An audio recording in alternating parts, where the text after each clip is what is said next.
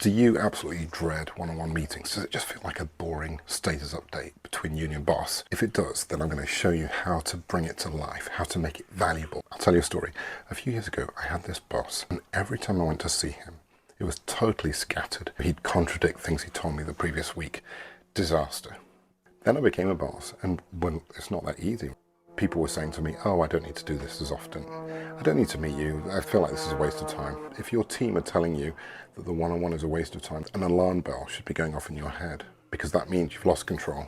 And if you're an employee and it feels like a waste of time, then that should also be an alarm bell, because it means that you are not in control either. Let's break this down.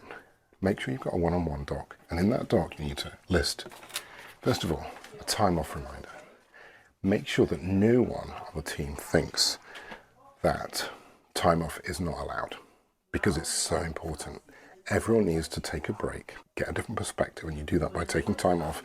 And it also makes sure that if they're not there, things still work. So if you're the boss and you're relying on one person who's really good and they never take time off, then that is setting you up for failure. Values.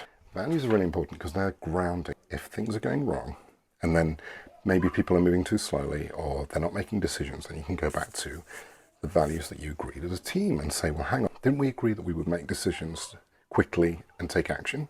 If someone isn't actually doing those things, then you can come back to the values that you've agreed and everyone knows about. It's not just written down in some HR place. This is the gold. What do you think it is? Career path and plan. You should be asking your team, what do you see success as by the end of next year? Where do you want to be?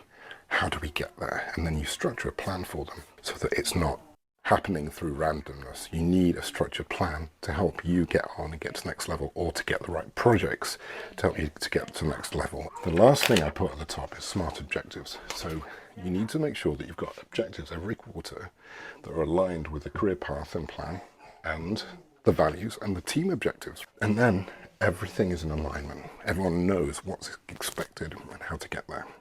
It helps you as an employee and it helps you as the manager.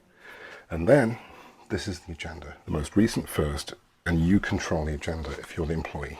You have to, because you're in charge of your career. Bring things up that are important to you. Make sure you talk about them. And if you're the boss, make sure that you encourage people to add to the agenda in advance.